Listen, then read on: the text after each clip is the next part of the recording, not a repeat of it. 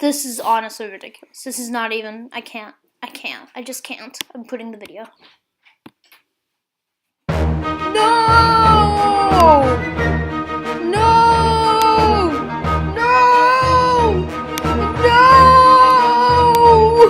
Help! No! No! Please, no! Microsoft! No!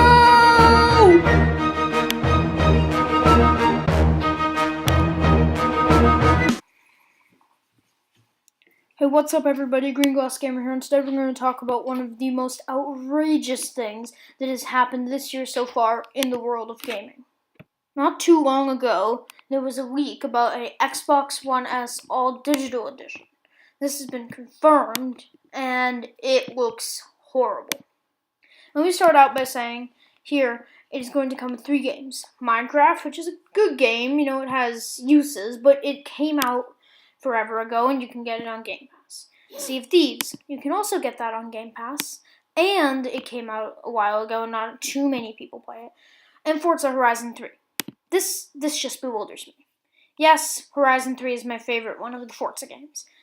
Does that mean that it would be better to have that than Horizon 4? No. I would prefer it, but it just doesn't make sense.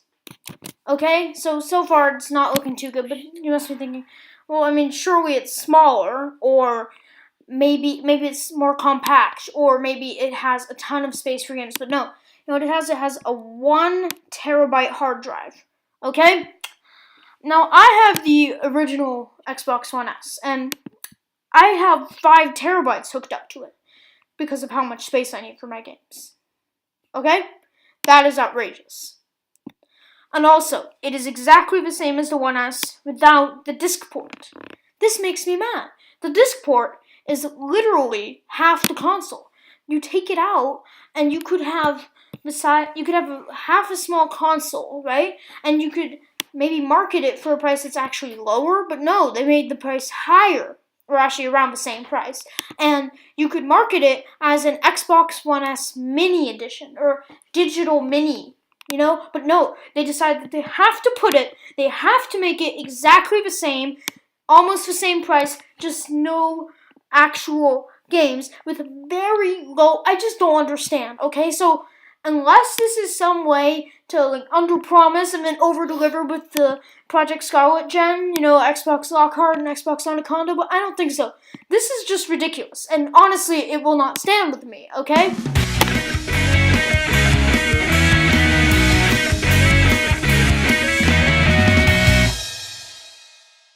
Now that the incredibly upsetting news is out of the way, we can get into the good stuff.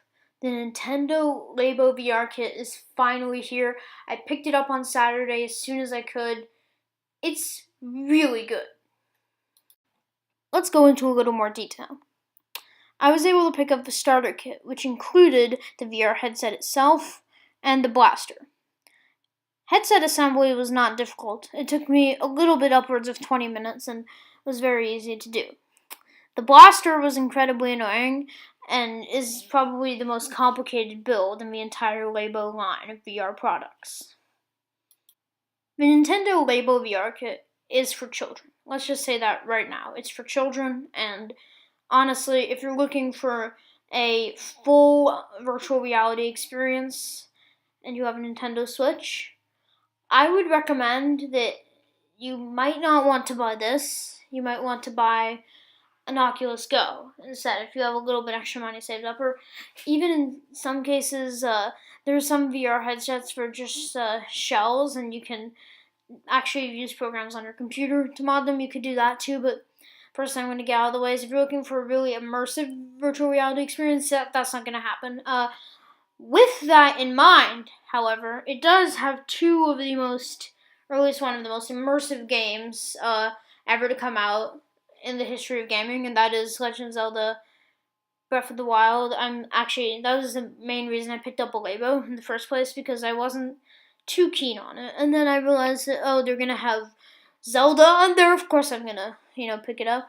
And I was happy that I did. It's a good purchase. It's very good for what it is. Is it an Oculus Rift? No. Is it an HTC Vive Pro? No. Is it good for what it is? Heck yes.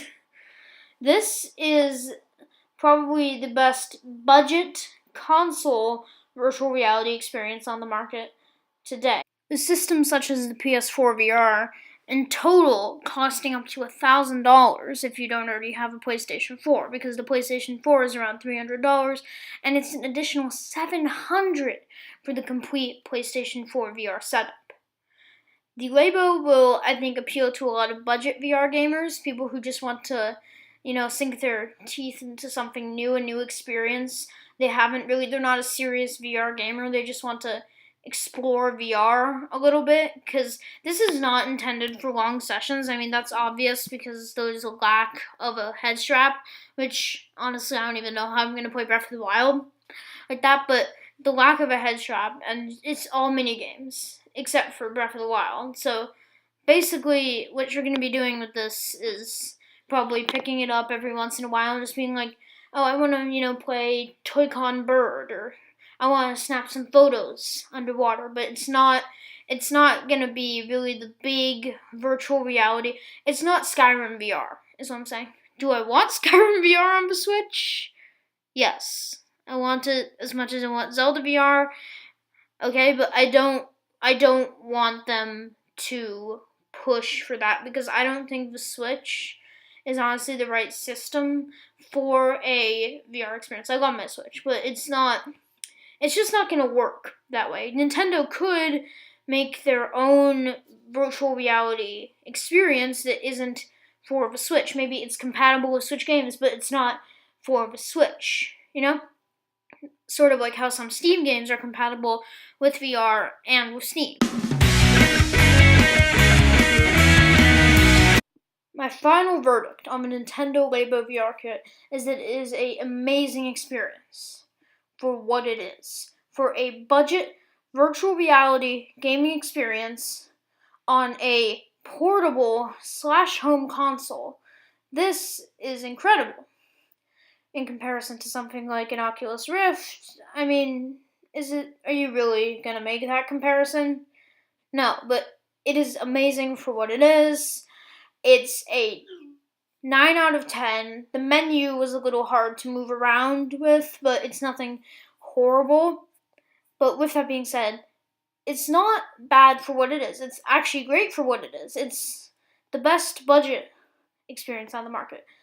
Anything under $100, if you go to, if you go to Amazon and you say, oh, look, there's a pre-molded VR headset, and you buy that, or you buy the Labo, and you already have a Switch, of course, in this case, you should buy the Labo. The Labo is better in every way, but it's not better than an Oculus Rift, or something like that. Honestly, after you complete the minigames, probably the most value you're going to get out of it is the VR Garage. And also the videos, if you're just looking to sit back and relax for a little bit. But, despite these things, Labo is a really good experience. If you have the money, if you have a Switch, and if you want to get this, I totally recommend it. It's great. I don't really know what else to say. It's just the best budget experience on the market. It's not the best experience, it's just the best budget experience. And that's really its virtue, where it shines. Now, if you are looking at a Nintendo Switch because you saw the Labo VR, and maybe you want to get a console, but you really need VR on that console, and you have $300 to spend on it, then I would recommend maybe you go and find an Oculus Go or something. I mean, you will be able to play games, you'll be able to watch Netflix, you'll be able to do all the things you want to do. Maybe a tiny bit shorter battery life. Not really, though. If you are looking for a secondary experience to your console, that is where the Labo comes in. That is where it is the best experience in that market. And if you want something like that, then by all means buy it. If you want a totally immersive virtual reality experience, like I said, but it's cheaper, get something like the Oculus Go. Remember to like and subscribe for more future content. Also, click that notification bell if you want to know exactly when a new video comes out. This is Green Glass Gamer, and thanks for watching.